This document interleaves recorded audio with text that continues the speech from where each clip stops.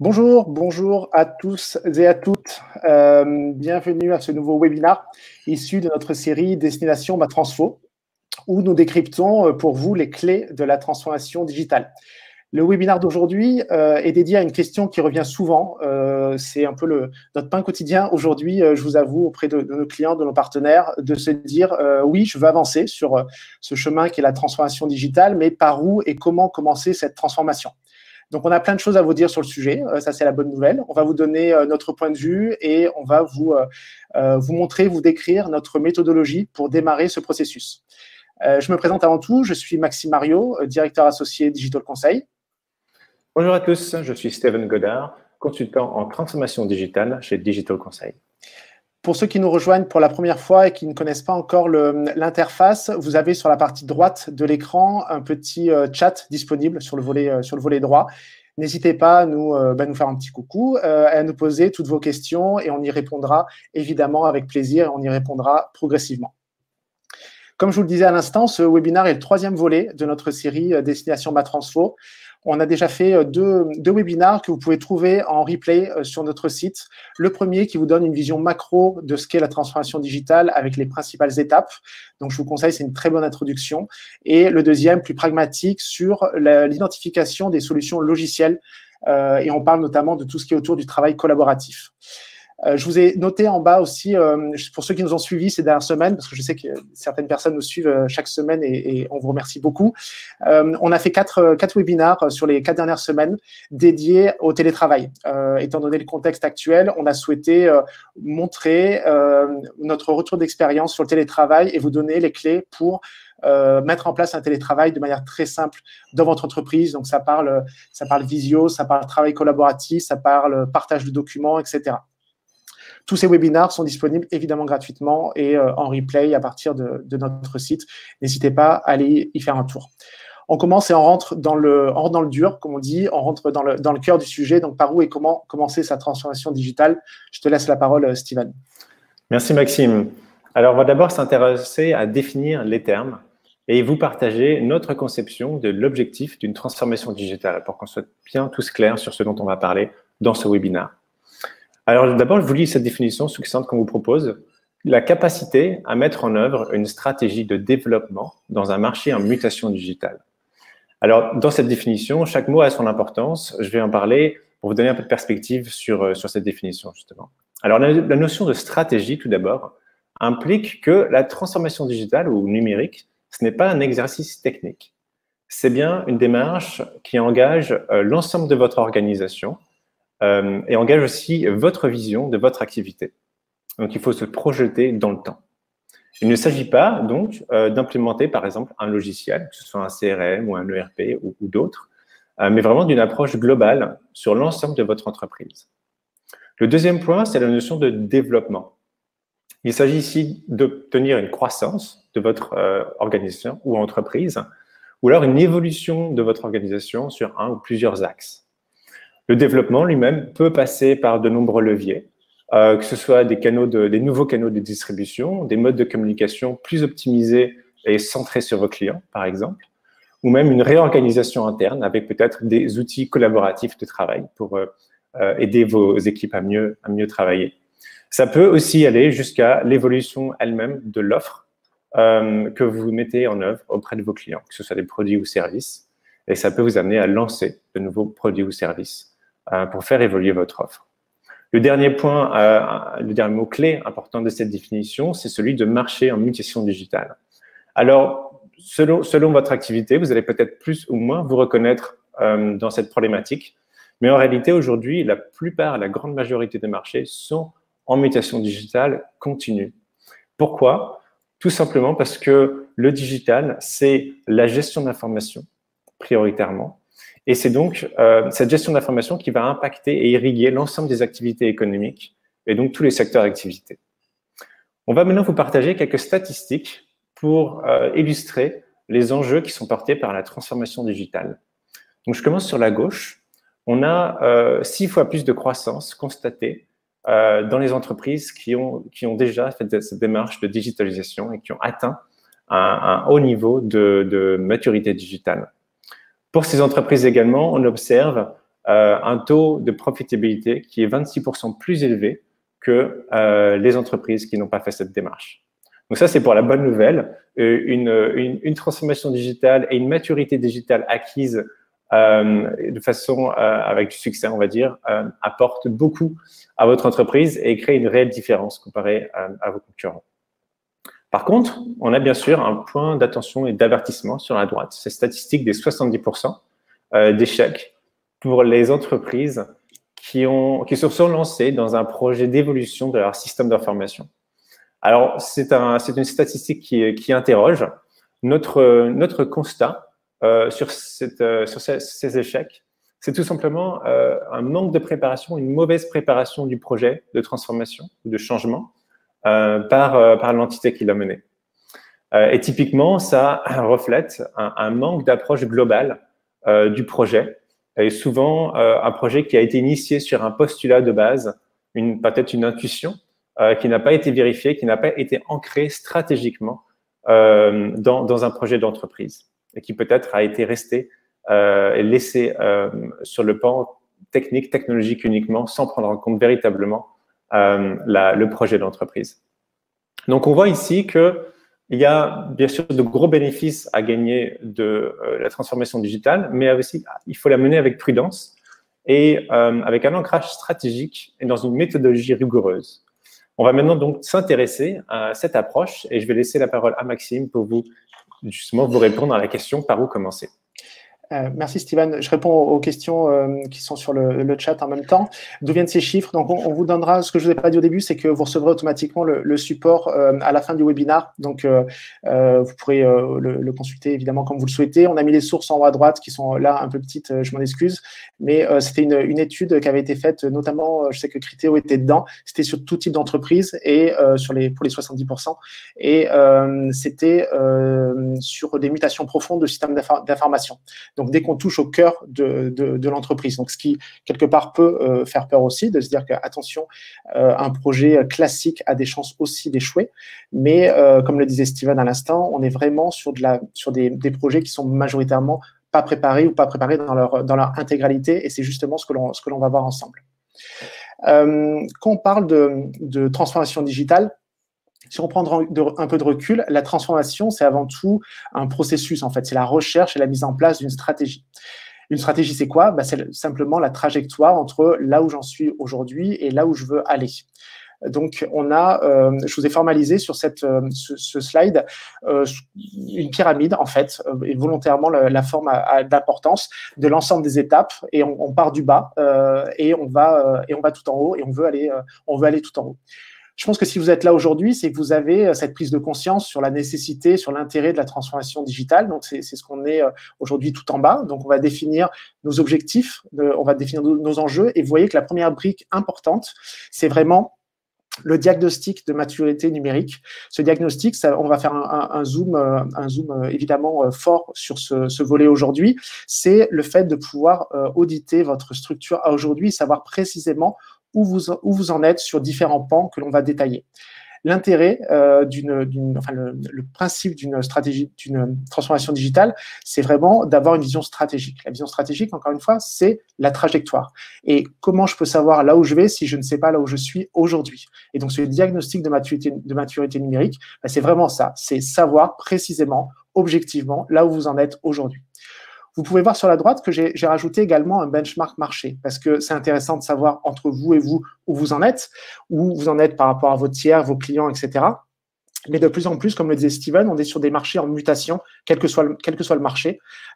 Et les usages évoluent, les marchés évoluent, la réglementation évolue.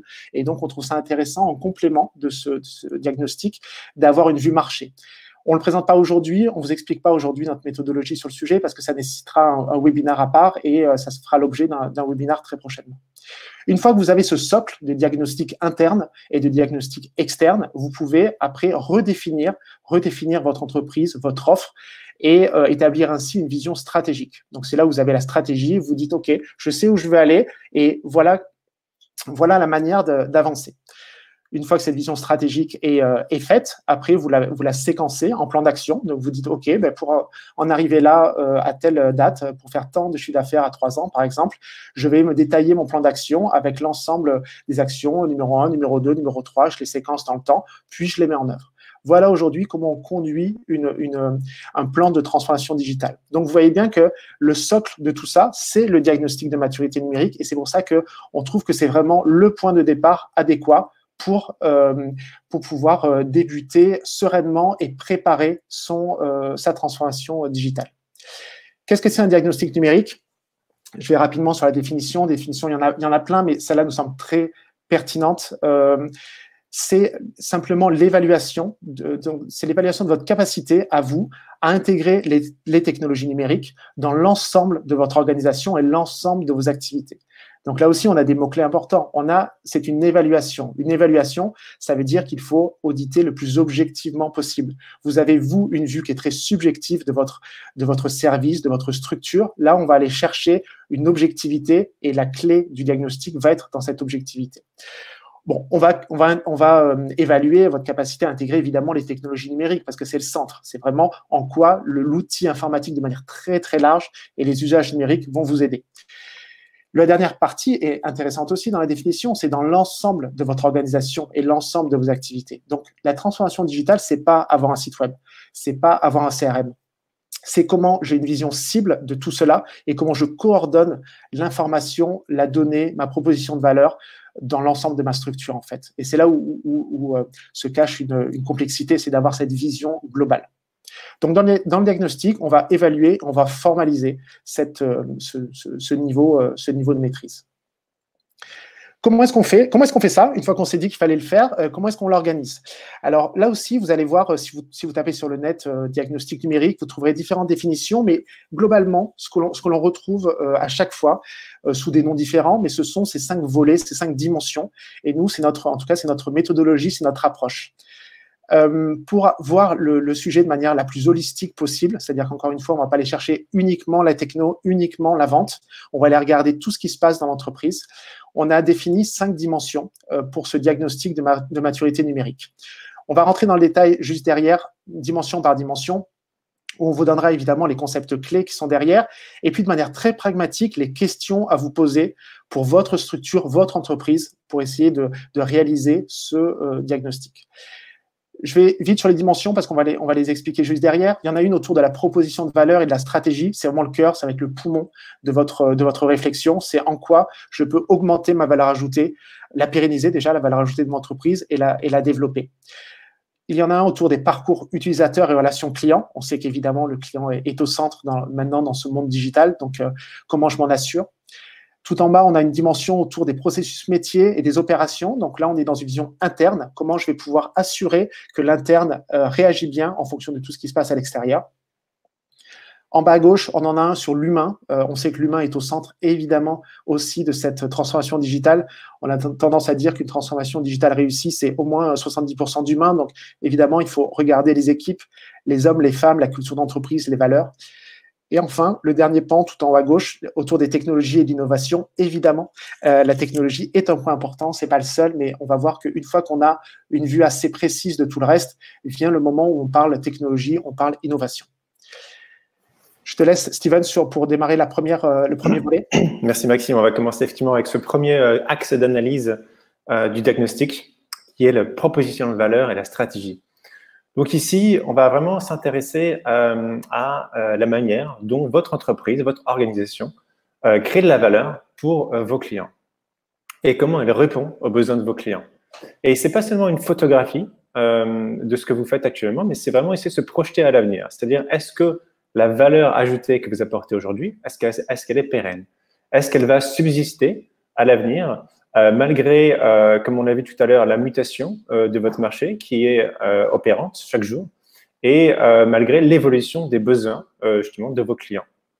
Donc, cette question de la pérennité, elle fait vraiment partie intégrante du questionnement qu'on va avoir dans ce premier axe d'analyse. Et le troisième point important ici, c'est l'adéquation de l'organisation de votre chaîne de valeur avec la mutation numérique de votre marché. C'est-à-dire, comment est-ce que l'évolution de votre marché va impacter l'organisation interne de la création de valeur que vous faites. Par rapport à ça, on peut essayer de détecter des signaux sur son marché. On peut le faire en écoutant ses clients, on peut le faire aussi en observant sa concurrence. Et c'est dans ce cadre-là qu'on peut proposer parfois la réalisation d'un benchmark, justement, dont parlait tout à l'heure Maxime, pour aller détecter ces signaux que l'on peut percevoir et les interpréter, les analyser pour savoir comment ensuite se positionner à l'avenir. Pour rendre cet axe un peu plus concret, on vous a mis quelques exemples de questions ici. Bien sûr, ça commence par le questionnement et la formalisation de votre proposition de valeur. Quelle est mon offre? Quelle est ma proposition de valeur? Quelle est ma valeur ajoutée dans mes services et produits pour répondre aux besoins de mes clients? Et justement, ces clients, quels sont-ils? Quelles sont vraiment mes cibles actuelles? Et est-ce que ces cibles actuelles seront les mêmes demain? Ou est-ce que j'ai d'autres cibles à l'avenir qu'il va falloir que j'aille chercher? Ou est-ce que même mes cibles actuelles vont tout simplement évoluer et devenir d'autres types de cibles à l'avenir? Parmi cette offre et cette notion de cible, bien sûr, se situe le concept de différenciation. En quoi votre offre est différente de celle de vos concurrents? C'est vraiment une question clé qu'on va interroger dans cet axe d'analyse. Et bien sûr, on va aussi s'intéresser à quelles sont peut-être les premières actions de digitalisation que vous avez menées dans votre organisation jusqu'ici, que ce soit sur les besoins clients ou dans la gestion de la donnée, par exemple, qui sont deux axes très importants de ce volet. Qu'est-ce que vous avez mis en place et quel est votre degré de maîtrise sur l'évolution de votre marché? Donc ça, bien sûr, selon la taille de votre entreprise, la taille de votre marché, vous avez plus ou moins d'influence sur le marché. Et ça, c'est un positionnement stratégique qui sera très important d'identifier et de formaliser parce qu'il va constituer aussi le socle de l'analyse sur le reste de la démarche. Je vais maintenant donner la parole à Maxime pour le deuxième volet d'analyse d'un diagnostic de maturité numérique. Merci Steven. J'en profite pour répondre à la question de Mohamed qui nous dit quels sont les différents impacts de cette transformation digitale sur les entreprises. Mohamed, les impacts, ils sont énormes, pour être précis. En fait, ce qu'on est en train de se dire là, et surtout sur ce slide-là, c'est que la transformation digitale, ça va être la stratégie de l'entreprise, en fait. À partir du moment où c'est la stratégie de l'entreprise, ça va venir irriguer l'ensemble des composantes de l'entreprise. Donc, une transformation digitale, elle peut se ressentir évidemment au niveau d'une direction, mais au niveau de chaque collaborateur, qu'il soit dans l'administration des ventes, que vous vendiez un produit, un service, que ce soit une usine, vous allez avoir des impacts. En tout cas, vous avez la possibilité d'avoir des impacts un peu partout. Donc, c'est pour ça que c'est important de voir cette transformation de manière transverse, de manière holistique. Si je regarde la deuxième démarche au niveau des clients, donc on s'est dit le client, on sait que le client est roi, c'est encore plus le cas aujourd'hui avec l'ensemble des services numériques. Donc, les principes clés de cette dimension, c'est d'auditer votre capacité à comprendre le client et à interagir avec lui. On a un truc génial dans le digital, c'est la donnée. C'est quelque chose qui existe de manière vraiment transverse. Quoi que vous fassiez, vous avez la possibilité de savoir ce qui fonctionne pas, si les gens viennent, si les gens utilisent pas, etc. Et donc ça, il faut vraiment se donner les moyens de s'en servir, de se servir de toutes ces données pour savoir si aujourd'hui votre client vient vers vous parce qu'il n'a pas le choix ou il vient vers vous parce que c'est une expérience géniale, une expérience personnalisée. Où on a tous, à titre personnel, utilisé des services qu'on peut trouver géniaux, des services de grosses boîtes américaines ou françaises, peu importe. Et on est habitué à avoir ce niveau d'expérience qui est optimal. Et donc là, ce qu'on va chercher à savoir, c'est aujourd'hui où est-ce qu'on se situe, où se situe ce niveau de service dans notre entreprise. Donc, est-ce que je propose une expérience personnalisée à mes clients? Est-ce que cette expérience est optimale par rapport à ce qu'elle pourrait être? Et qu'est-ce que je comprends de ce que souhaitent mes clients par rapport aux données dont je dispose? Donc, concrètement, les questions que vous pouvez vous poser aujourd'hui pour votre diagnostic à vous, c'est quels sont mes parcours clients. Donc, un parcours client, c'est l'ensemble des points de contact que vous avez avec un client. Est-ce que si un client vous appelle un collègue, envoie un courrier, envoie un mail, est-ce qu'il va être traité de la même manière, par exemple? Est-ce qu'on va lui répondre plus ou moins rapidement? Est-ce qu'il y a des trous dans la chaîne, c'est-à-dire qu'une personne peut ne pas être au courant de ce qui se passe avec un client. Tout ça, ça s'appelle les parcours clients et je vous encourage vraiment à les imaginer, en tout cas les retracer. Est-ce qu'une partie de ces parcours sont digitalisés? Est-ce que vous mesurez la performance de ces parcours? Est-ce que vous avez la capacité, par exemple, de vous dire, s'il y a un trou, Est-ce que vous avez la capacité à identifier qu'il y a un trou quelque part dans un parcours client? Je dis un trou, c'est un point de friction. C'est quelque chose qui pourrait être amélioré et sur lesquels le client n'est pas complètement satisfait. En quoi le numérique va permettre d'enrichir cette relation client? Si vous aviez des outils, si vous aviez des données en plus, est-ce que votre relation avec les clients serait meilleure? Par exemple, si vous aviez des données plus précises sur vos clients, si vous saviez, vous, ce qu'ils souhaitent demain, leur vision à long terme, leur capacité d'achat, ce genre de choses, est-ce que ça vous permettrait d'avoir une offre qui soit plus précise? Et enfin, est-ce que vous utilisez simplement les outils de e-réputation? Est-ce que vous avez une veille e-réputation pour savoir ce que vos clients, ce que vos partenaires, ce que vos concurrents disent de vous? Vous pouvez faire aussi évidemment la même chose sur vos concurrents. Est-ce que vous avez des outils qui sont en place, comme un CRM, etc. Est-ce que vous avez une vision exhaustive de ce qu'est un client? Toutes ces questions, il y a pas mal de questions là-dessus, mais c'est un point très important, tournent autour du client. Alors, client au sens large, hein, on est vraiment de prospect à client jusqu'à ambassadeur de votre marque. Et justement, on a besoin de faire un travail sur ce volet pour savoir exactement où on en est là-dessus. Merci Maxime. On va passer au troisième volet des axes d'analyse avec les opérations et les processus métiers. Alors, je vais commencer juste avec un petit point de définition sur ce thème qui est bien sûr au cœur du sujet de votre activité. Pour nous, il s'agit de l'ensemble et les séquences de tâches qui ont été optimisées par votre organisation pour fournir ces produits et services à vos clients. Ce qui est très intéressant avec les processus métiers, les opérations typiquement, c'est qu'on observe qu'elles ont été, en tout cas à un instant T, optimisées par votre organisation pour atteindre vos objectifs, pour réaliser, pour livrer votre offre de services et de produits. Cette optimisation, elle s'est réalisée sur la base de contraintes, d'objectifs, d'outils et de ressources, même de compétences que vous aviez en interne à cet instant T. Mais ce qu'on observe aussi, malheureusement, c'est que souvent, il y a un phénomène d'inertie dans les processus métiers et les opérations. C'est-à-dire qu'ils continuent à être définis par des objectifs ou des contraintes ou des outils qui ont été pertinents à un temps T, mais qui ne le sont plus au fur et à mesure de votre activité et de l'évolution, soit de votre marché, soit de la technologie, soit de vos clients et de vos attentes.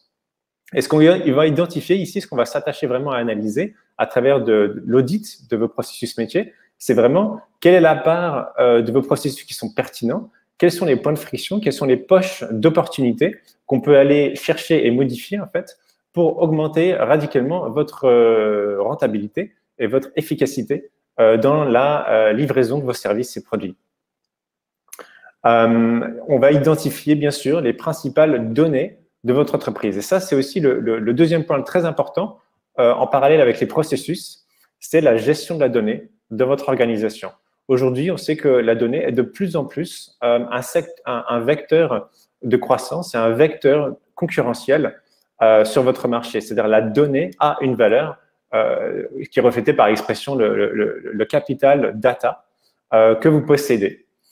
Donc, on va s'intéresser à quelle est la nature des données que vous gérez, que vous acquérissez, dont vous faites l'acquisition et que vous gérez au sein de votre entreprise. Est-ce qu'elle est numérisée? Est-ce qu'elle est sécurisée? Quel est le degré de l'automatisation de cette donnée qui est mise en œuvre au sein de vos processus métiers? C'est l'ensemble de ces deux pans, processus d'un côté et données de l'autre, qui va vraiment venir irriguer cette analyse des opérations et des processus métiers de votre entreprise. On peut de nouveau donner quelques exemples de questions. Tout d'abord, ça va commencer par une cartographie des processus métiers, c'est-à-dire qu'est-ce que font vos équipes, vos collaborateurs, vos départements, comment sont-ils organisés, quels outils utilisent-ils et de nouveau, quels sont les points de friction ou les pistes d'amélioration éventuelles. Et bien sûr, on se parle de transformation digitale et d'audit de maturité numérique. Donc ici, on va s'intéresser à le niveau d'informatisation de ces processus métiers. Est-ce qu'ils reposent sur des logiciels qui sont adaptés? Est-ce que certains processus manuels pourraient en fait être automatisés à l'aide d'outils plus modernes? Tous ces genres de questions qui vont viser vraiment la productivité du travail de vos équipes. Peut-être une dernière question à titre d'exemple, mais sachant que ces questions vont bien sûr s'adapter à la nature de votre activité à chaque fois. On peut citer, existe-t-il en interne des outils permettant de gérer le traitement des processus? C'est-à-dire, là, on se parle d'automatisation, parfois appelée les workflows. c'est vraiment la notion de tâches qui s'enchaînent les unes les autres, déclenchées par des événements. Et ça peut être très pertinent sur les tâches qui sont généralement répétitives et assez standardisées. Donc voilà quelques exemples. Retenez bien les deux thèmes qui vont former le socle de cet axe d'analyse, qui sont les processus et la gestion des données. Maxime, je te donne la parole pour parler du quatrième volet d'analyse. Merci, merci Steven. Wissem nous pose une question sur les niveaux pour évaluer les niveaux de maturité en fait. Est-ce que pour chaque critère, chaque question, on aura défini des niveaux pour comparer la maturité? Effectivement, c'est une très bonne question. En fait, c'est un peu tôt au démarrage. On est plutôt sur des forces et des faiblesses. En se disant, si je reprends votre exemple Wissem, aujourd'hui on a un CRM qui est bien interconnecté. Bon, ça va plutôt être une force. Ou il nous manque quelque chose, ça va plutôt être une faiblesse. Mais en fait, là où ça va être important, c'est en fonction de votre objectif, de vos enjeux, et en fonction de l'état du marché, c'est là où ça va devenir important de définir des critères pour dire, voilà, là, le CRM, on est en avance, on a l'impression d'être en avance là-dessus, mais par rapport au marché et par rapport à nos objectifs de croissance, on se rend compte qu'il faut aller beaucoup plus loin. Donc oui, il faut définir des critères de maturité. C'est un peu tôt là où on en est pour le faire. On le fait une fois que l'on a bien défini les objectifs et qu'on a vu où en était le marché. Et à ce moment-là, on le fait et de manière évidemment personnalisée par entreprise. Sur la quatrième démarche, et on va se parler justement qualité de vie. On est sur les équipes et la culture d'entreprise. Alors équipe, on est sur les hommes, les femmes que constitue l'entreprise. Les principes clés sur ce volet, c'est de se dire que la transformation digitale passera obligatoirement par les collaborateurs. On a beau mettre en place le meilleur système, la meilleure strate du monde, si elle n'est pas prise en main par les collaborateurs, je parle vraiment de l'ensemble des parties prenantes, ça ne fonctionnera pas. Donc, on a besoin de pouvoir auditer aussi cette partie-là et de se dire de quelle manière aujourd'hui mes collaborateurs, encore une fois au sens large, les collaborateurs, les managers, la direction, va pouvoir influer positivement, négativement sur une transformation digitale à venir. Quel est leur état d'esprit? Quelles sont les valeurs promulguées par mon entreprise et en quoi elles vont me permettre de souffler de l'innovation, ou au contraire, elles peuvent être aussi, selon les valeurs, un critère négatif par rapport à la transformation digitale à venir. Donc ça, c'est un point qui est très important et qui va se traduire par différents types de questions. Il y a évidemment des questions autour du mode de gouvernance. Donc, le mode de gouvernance, c'est qu'est-ce qui fait qu'aujourd'hui, on peut diffuser de l'information dans votre entreprise? Comment est-ce qu'on diffuse les informations importantes, les nouveautés, les tableaux de bord, ce qui va bien ou ce qui ne va pas bien dans votre entreprise? Comment est-ce qu'on pilote les projets? Ce type de gouvernance. Est-ce que la culture d'entreprise chez vous va favoriser, ce changement va favoriser l'innovation? On sait que si vous avez déjà naturellement une culture qui sait faire la place à l'innovation, la transformation digitale va être accueillie plutôt à bras ouverts. Donc, c'est plutôt quelque chose de positif. Évidemment, quelles sont les compétences numériques des collaborateurs? On sait qu'un des volets de ce diagnostic et de la transformation digitale de manière générale, ça va être la compétence numérique, l'utilisation d'outils numériques. Donc, quelles sont ces compétences à date? Si on se rend compte qu'on manque de compétences à date, on peut se dire directement, on pourra savoir qu'il y aura des plans de formation peut-être à prévoir, qu'il y aura des éléments importants à mettre en place et une conduite du changement. Est-ce que mon organisation est bâtie en fonction de mon offre de produits ou en fonction de mes segments de marché? Donc ça, c'est quelque chose qu'on retrouve très souvent. Et c'est deux visions assez opposées. Vous pouvez avoir bâti votre organisation en fonction de ce que vous vendez, que ce soit un produit ou un service. Donc, vous avez le produit 1, produit 2, produit 3, et vous avez en face, pour les gérer, le service 1, service 2, service 3. Ça, c'est une vision très interne, égocentrée, on va dire, de l'entreprise. Une autre manière de voir les choses, c'est de pouvoir organiser votre structure en fonction des segments de marché. Et donc là, vous allez tourner vers le client. Et en général, c'est le genre de structure qui arrive plus facilement à évoluer naturellement vers de la transformation digitale. Donc, tout dépend évidemment la taille de votre structure, mais dès le démarrage, dès le diagnostic, on peut positionner quelques éléments clés pour se dire est-ce que ce volet culture d'entreprise, ce volet humain va être un levier intéressant ou non pour ma transformation digitale. On arrive au cinquième et dernier volet ou axe d'analyse d'un diagnostic de maturité numérique avec le pan sur les technologies et l'innovation.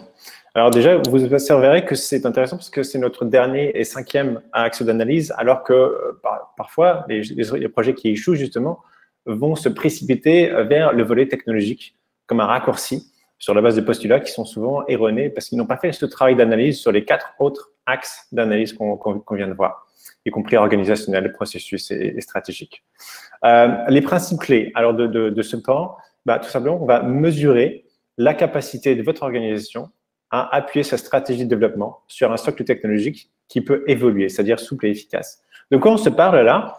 Tout simplement du fait que la maturité numérique, ce n'est pas un état de fait, c'est quelque chose sur lequel il va falloir toujours travailler, c'est un effort continu et c'est une compétence organisationnelle. C'est-à-dire, on ne fait pas une transformation numérique pour être ensuite tranquille, entre guillemets, pour les années qui viennent. C'est une mentalité, c'est presque une approche, un regard sur la technologie qu'on va venir modifier pour assurer à son organisation de se maintenir d'un point de vue d'innovation technologique et maturité. Donc, ce n'est pas une photographie, si vous voulez, cet effort, c'est plutôt un film, comme si je vous donne une image pour clarifier un peu ça. Le deuxième point ici, c'est qu'on va auditer la manière que votre entreprise a de gérer la donnée. Alors, gérer la donnée, ça veut dire beaucoup de choses. Ça peut être la créer, la stocker, l'acquérir, la sécuriser, la retraiter, lui donner de la valeur ajoutée, la diffuser éventuellement auprès de vos clients ou de vos équipes. Donc, vraiment, tout ce qui est traitement de cette donnée, quels outils vous allez utiliser, quelles sont les briques de votre système d'information qui vont vous permettre de gérer cette donnée. Donc, on a vu tout à l'heure l'importance de la donnée dans les processus métiers. Cette fois-ci, on va regarder la donnée au travers du prisme vraiment de la technologie et des logiciels qui sont mis en œuvre dans votre entreprise.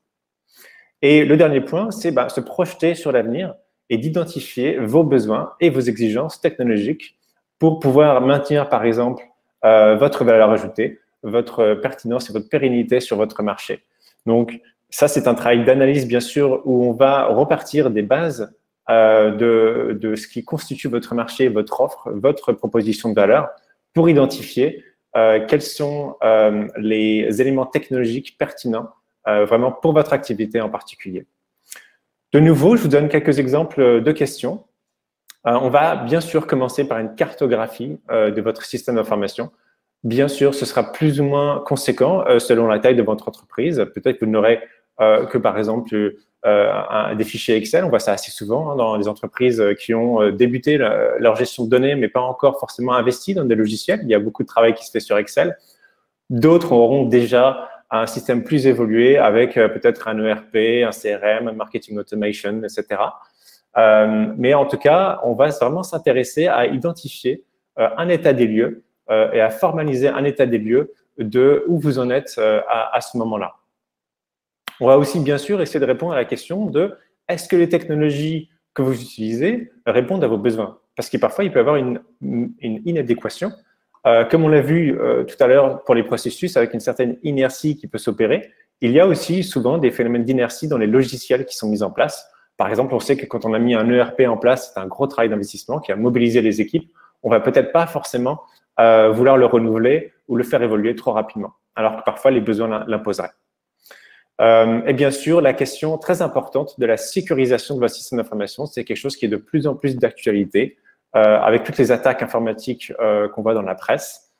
Et d'ailleurs, on peut vous partager aussi que c'est une des priorités de l'engagement de la région Aquitaine auprès des entreprises locales. C'est vraiment les accompagner, les aider et insister sur ce pan sécuritaire de toute leur gestion de données et de leur système d'information. Alors, sur le volet innovation, je voudrais juste donner un exemple pour démystifier un peu ce que peut être l'innovation et parfois aussi montrer à quel point elle peut intervenir sur des pans de votre activité qui peuvent être surprenants.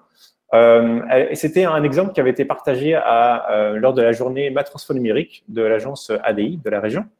Il s'agissait d'un couvreur et il expliquait que quand un couvreur annonce une mauvaise nouvelle à un client, eh ben, le client a du mal parfois à accepter que cette voiture n'est plus du tout en bon état et il va falloir payer beaucoup d'argent pour la refaire.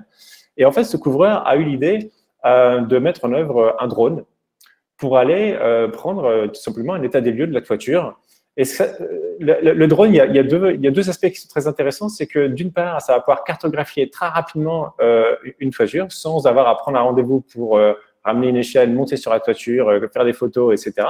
Mais aussi, ça permet au couvreur de rester avec le client pendant que le drone monte au-dessus de la toiture pour prendre les photos et annonce les mauvaises nouvelles. Et en fait, ça introduit un tiers qui annonce les mauvaises nouvelles et le couvreur peut rester en fait comme ça l'ami du client. Et ces deux facteurs combinés, en fait, un devis beaucoup plus rapide et précis et aussi ce changement en fait dans la relation client a permis à ce couvreur d'avoir un taux de conversion entre ses devis et ses contrats bien plus élevé. Là, on se parle d'un rapport de 1 à 5. Donc, vous voyez que parfois, la technologie intervient sur des éléments de votre activité, pas forcément l'ensemble de votre activité, mais c'est ces opportunités-là qu'on va aller chercher, ces idées-là qu'on va aller chercher avec l'appui de ce volet d'analyse dans le diagnostic de maturité numérique. Maintenant que nous avons vu ces 5 axes d'analyse, on va s'interroger sur quelle approche utiliser et quelles sont les approches pour pouvoir mener à bien et mener précisément ces analyses dans ce diagnostic. Maxime, je te redonne la parole. Ouais, merci Steven. Effectivement, je pense que c'est les questions que vous posez maintenant. C'est OK, c'est bien beau, j'ai plein de questions, mais comment je fais concrètement? C'est quoi la démarche? Eh bien, je vais vous faire un peu de teasing avant de vous y répondre. Je vais répondre aux questions qu'on nous pose sur le chat. Question de Laurine qui dit, selon vous, quelle est la place d'un responsable QSE dans cette démarche de transfo digital? Alors, pour moi, Laurine, le responsable QSE c'est un des hommes clés en fait de l'entreprise et donc de la transfo digitale. On le verra point de vue méthodo juste derrière, mais concrètement sur les volets qu'on a passés ensemble, à minima sur le volet process, tout ce qui est organisation interne. Le responsable QSE a son mot à dire. Il doit être là pour donner une vision réelle de ce qu'est l'entreprise aujourd'hui. On s'est parlé d'objectivité au démarrage, donc le responsable QSE est là notamment pour cette vision objective. Et puis sur le volet aussi humain, culture d'entreprise, c'est important de savoir si la qualité est au centre. Est-ce que c'est un département qui a été créé parce qu'il le fallait, mais qu'il n'y a pas vraiment d'engouement autour. Donc à minima sur ces deux volets, volet process, volet humain, ça doit être une des personnes qui doit être interviewée. Voilà ce que j'en pense. J'avais une autre question aussi, hop, je retrouve. Question qui dit, comment puis-je créer de la valeur à partir de la data client?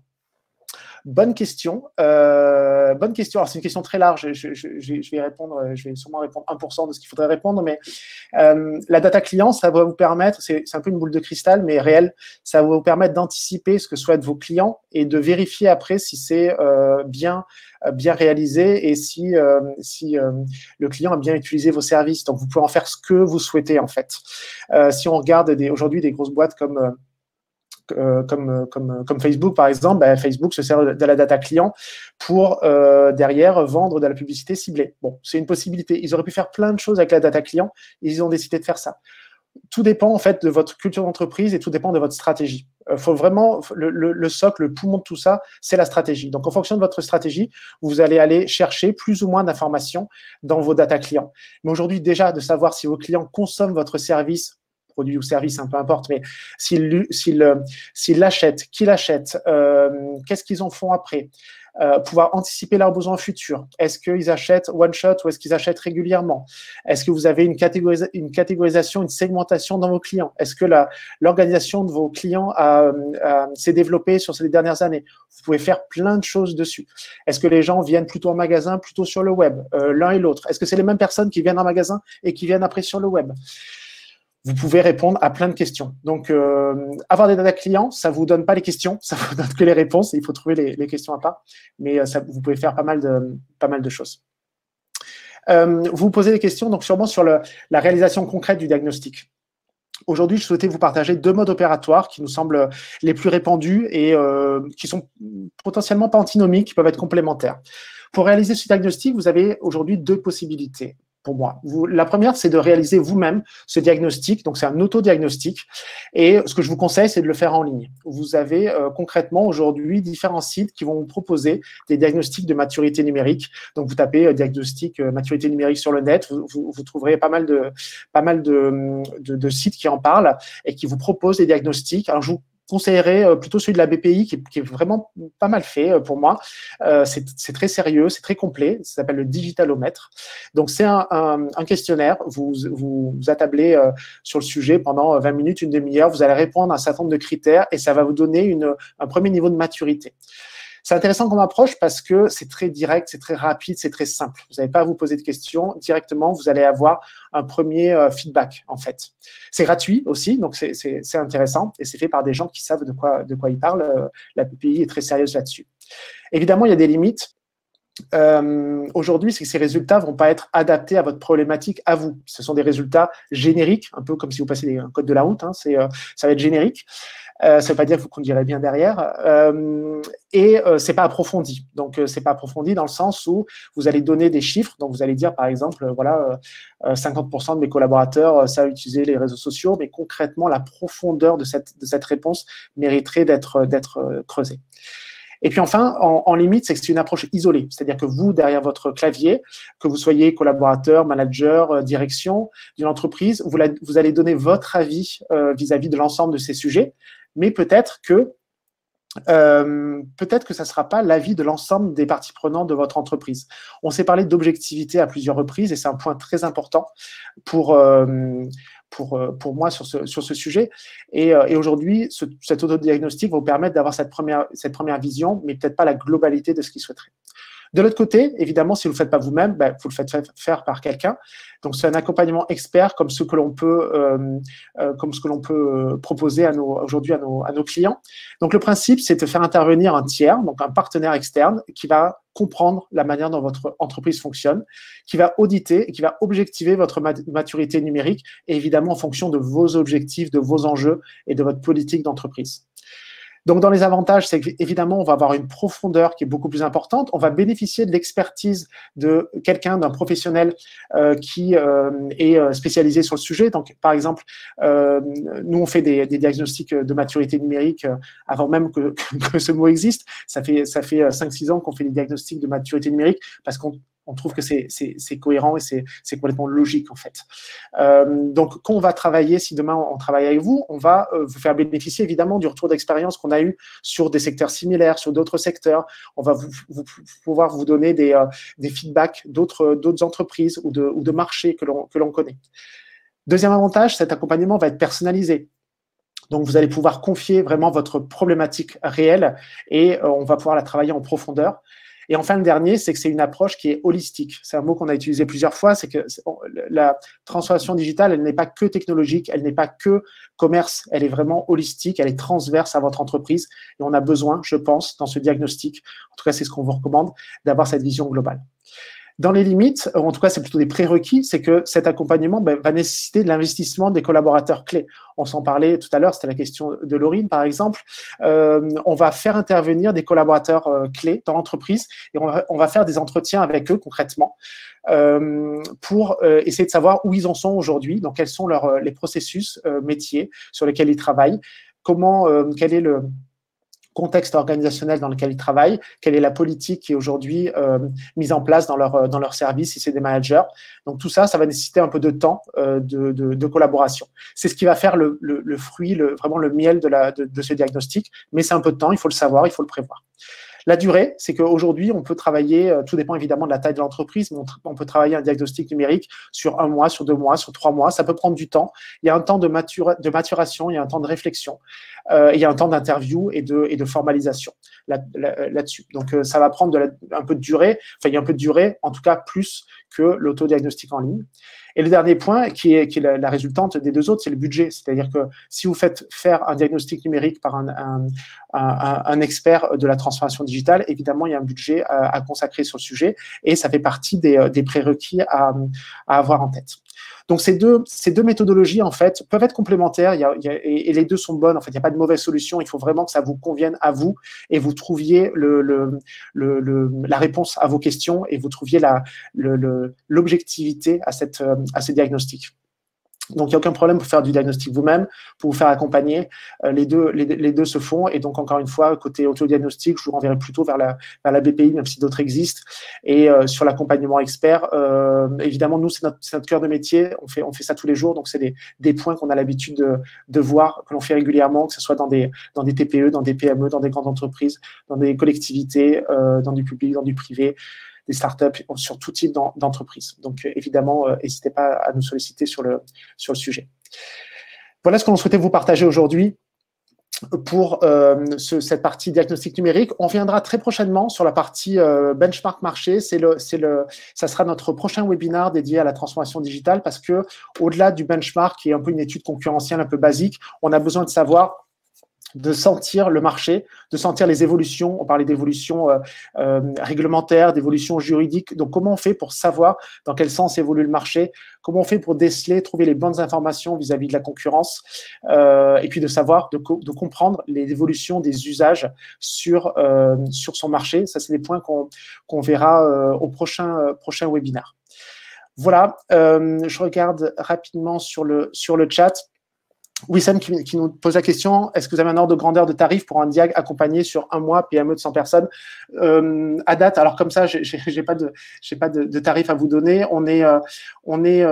Tout va dépendre en fait de l'enjeu. Donc, en général, nous, notre mode opératoire, c'est de s'appeler sur le sujet et de regarder quelle est la taille du diagnostic que vous voulez mettre en œuvre. Là, on parle d'un diagnostic qui est évidemment holistique parce que c'est ce qui nous paraît le plus pertinent pour bâtir sa stratégie digitale. Vous pouvez avoir, on l'a eu chez certains de nos clients, une volonté, un enjeu précis sur un pôle en particulier, sur une problématique. Et dans ce cas-là, on va dimensionner le diagnostic numérique en fonction de vos enjeux. Voilà ce qu'on voulait vous partager aujourd'hui. On vous dit merci beaucoup d'avoir été nombreux. On a été plus de 30, entre 30 et 40 sur tout le webinaire. On se retrouve quand vous voulez, évidemment. Nous, on est dispo. N'hésitez pas à venir sur notre site Digital Conseil. Vous pouvez vous inscrire au prochain webinaire. Donc, le prochain, le 15 mai, sur les solutions logicielles pour renouer avec la croissance. Ça va parler CRM, ERP, SIRH, Marketing Automation. Donc, on sait qu'en ce moment, on est un peu à plat, l'économie est à plat, on sait que ça va reprendre fort. Donc, comment est-ce qu'on fait pour s'équiper des bons logiciels pour la suite? Donc, ça, c'est notre webinaire du 15 mai. N'hésitez pas à vous inscrire. Les inscriptions sont ouvertes sur notre site. Et on se fera un autre webinaire le 19 juin sur justement cette partie études concurrentielles qui s'appelle Décrypter les nouveaux usages numériques avant de se lancer. Donc, ça parlera usage client, études concurrentielles. Et on vous donnera encore une fois toute notre méthodologie, notre tour d'expérience sur ces sujets. Merci beaucoup à tout le monde. Bon appétit, bon après-midi et je vous dis à très bientôt. Merci, au revoir, à bientôt. Au revoir.